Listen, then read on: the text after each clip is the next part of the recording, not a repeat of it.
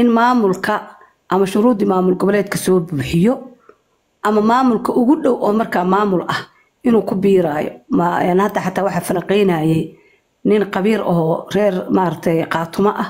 baa qaatumo gudaheeda ku biiraayo marka arrimaha ma la isku soo qaaday oo dadku shacabka reer qaatumo weli ma laga tashaday oo seen wax yeelnaa ma la dhahay laana dowladda federaalka dastuurkeeda wuxuu qorayaa maamul gobol dhammaystiran waa inuu qofka haystaa ama shuruudda maamul goboleedka soo buuxiya hadduu marka sanaago ma aan ku siina waa caadi waa sheekaysanayna haddii maamul goboleedka soolna uu dhammaystireen oo magaaladii Caynabo oo weyneed degmadiina ay ka maqan tahay dhinaca kalena ay ka maqan tahay tuuladii ugu weyneed oo og ahayd ilaa sirinta ay reerka joogaan dhinaca kalena gobolka Sanaag aan waxba laga haynin marka maxaa u qorshaysan marka ileen bal kow iyo labo qofku waa inuu qorshayso waa in maamul goboleed kow ay noqoto qaatumo hadday dhici weydo maxaa qorshaha labaad muxuu yahay hadduu shuruudda waayahay ka jawaabaya su'aal very good important su'aal fiican wey horta saad la socoto dadka marka la samaynayo maamul kastoo la dhisayay waxaa laga soo bilaabay forum hoos baa laga soo bilaabay hogaanka dhaqanka la isugu yeedhay iyaga markaa ergooyin soo xulay sooma ergooyinkaas ama kadib waxay doortaan reer walba la yiraahdo idinku soo doorta qofkii idinku metela baarlamaanka sidaas markaa maamul kasta lagu unkay waxaan tan hadda qaatumo kale ka duwaneed aragtidii go'aan baa la gaaray waxa la yiri Soomaaliland inaga baxa anaga ismaamulayna waxa la yiri maamul 2 sano baa la sameeyay maamulkaasi yaani kumeel gaarka ka saaro inta hadda markaa maadaama 2 sano hadda ay dhamaanayso waxa dib loo fariisinayaa oo isu imanaya hogaankii dhaqanka saada la socoto shir baa la qaban qaabinaya oo magaranaysaa hogaanka dhaqanka waliba hartigu oo dhan ay ka soo qayb galayaan dadka deegaanka oo dhan ama qaatumaha haadan ama qoliyaha kala Puntland haadan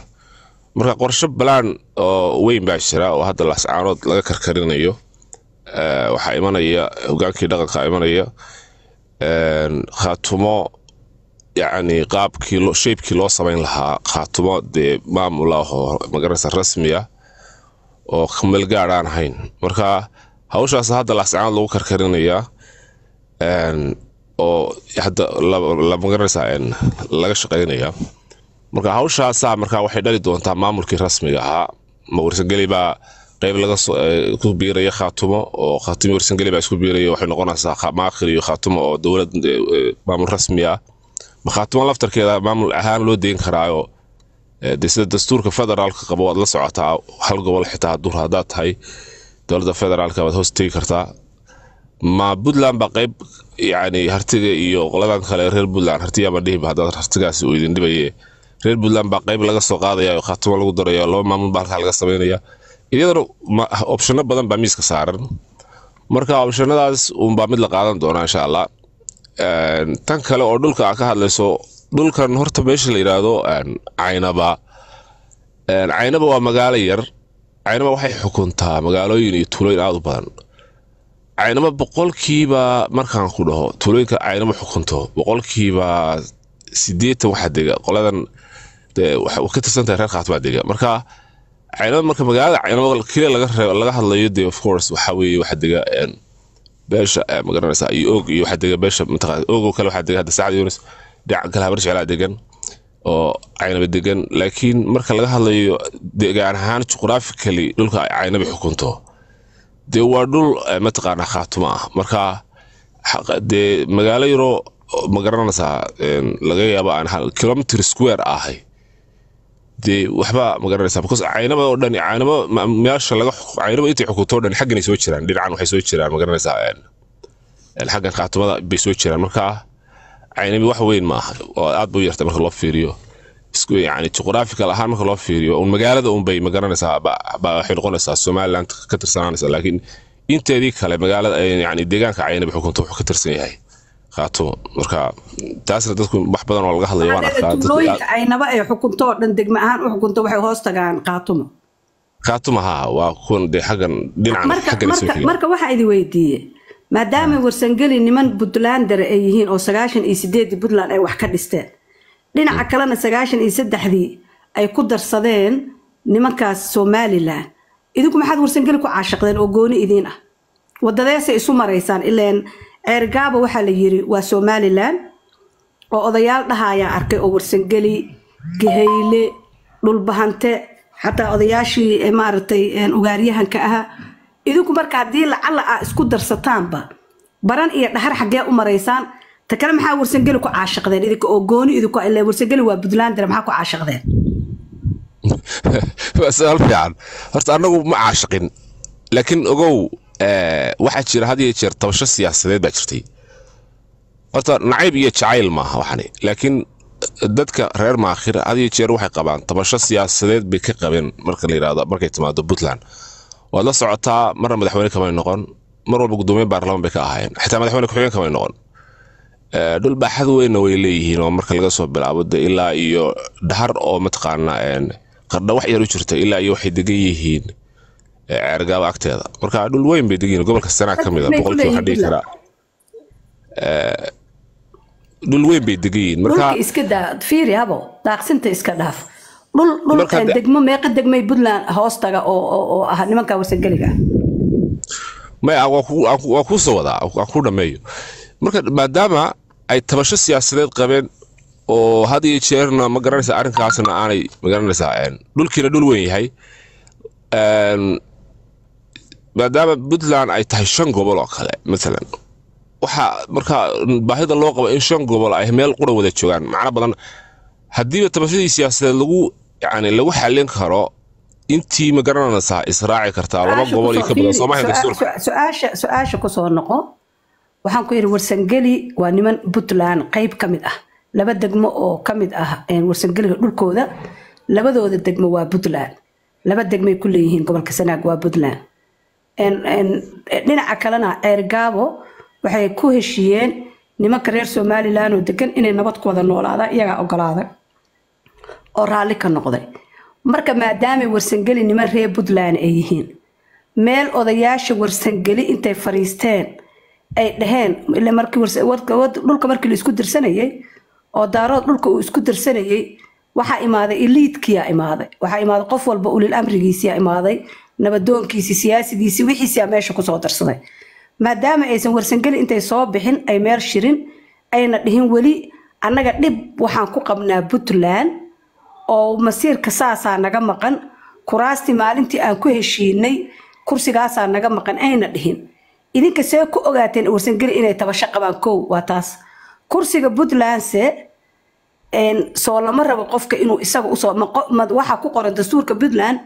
inay kursiga Puntland ma jeerteen kaliya fariisan karta mise waxa ku qoran qof walba inuu usoo tartami karo ku fariisan karo maxaa ku kala qoran kuraasta waa su'aal fiican horta ma jiro yani concept ama idea oranaysa warsangeli baa ku khasban inuu khaatimo raaco ma jirto warsangeli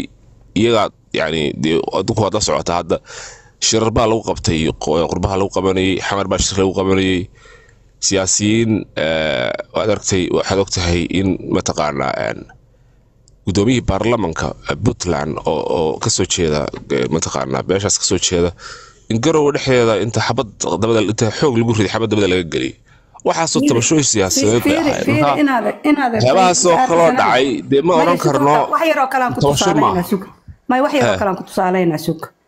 gudoomiyaha ninka baarlamaanka Soomaaliland fadhiya Cirre ninka uu feerayo feerka la dhacayo ah baashu waxa ahaa ninka la yiraahdo baashi yu aha waa nin dhulbahanta soo nin dhulbahanta ma feereen ninkii kale oo isagana madaxtooyada isagoo Somalilander ah ninkii madaxtooyada Somaliland gudaheeda lagu dilo sarkaalka oo waliba dakanaha loo dilayo ah ka soo qaad inuu nin dhulbahanta ahaa maya ii sheeg magaciisa sheeg horta ninkii dhulbahanta magaciisa ma xasuusto laakiin waa jira ninkaas ka soco oo isagoo nin dhulbahanta madaxtooyada Somaliland gudaheeda soo dakana looguma dilin maya ninkaasi waxa weeye adigu haddaan xasuustay ninkaad sheegayso long time waqti aad u dheer waxay ahayd long time waxay ahayd maya ama ha ahaata ma yahaan isagoo nin Somalilander ah aqoon-yahan ah ninkii ninkaas waxay isku ninkaas waxay isdagaaleen ninkaas nin irida jooga waardiya ah bay murmeen ninkii baa xabad ku dhiftay لكن قضيه لو ديلay ama reernimo loo dilay ma ahayd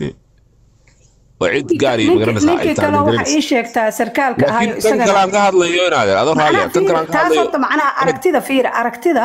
taasaan ka dhinaca kale dawladda federaalka Soomaaliya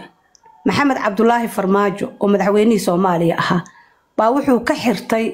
korontadii iyo biyihii iyo wax walba ninkii baarlamaanka xukumay fiiriya jawaab soo qiimaha mursal laftiisa ka hadlaya hadda Facebook ku jira YouTube ku jira mursal fiir dhinaca kalena waxa dhacday ninkii la sheekeeyay hadda ayaan u idmiyada maqlayn isoo ka waramay oo la waxa si fake news laakiin wala la fiiri ninka adiga inaad ka dhigatid qofka bini'aadamka ah qofka warsangeliga ah isaga waxa laga rabaa inuu cabashadiisa jeesado u dhaho qaladkaas lagu sameeyay laakiin inaad eero arksanaaga soo qalad ma aha ina adoo nin dhulbaanta inta soo fariisatay dhahdid gudoomiyihii baarlamaanka ee Puntland ba hadda ka hor dani uu rasaaseeyo waligiisna wax madaxweyne adenig in Puntland kama qabanin warsangeliyo ani isaga isku duruufaanay qalad ma kugu tabisa sax kugu ta inaad aro waxa ka hadlay su'aal ashi aad weydiisay waxa tiri tabashada siyaasadda ay qabi karaan maxay tahay waxaan ku dhahay waxyaabaha soo dhan baa soo dhacay hadda shalay doraato shalay hadda aan kula hadlay maalin ka hor waxa yimi meesha la yiraahdo xingalool waxa yimi goofti ka socda ragii shirka ku qabtay xamar baa joogay oo lagu soo dhaweynayay oo karkarinayay iyagu laftarkooda ma akhriyo wax karkarinayay marka siyaasiyiin waxaad ogtahay iyaga ma islaamaaga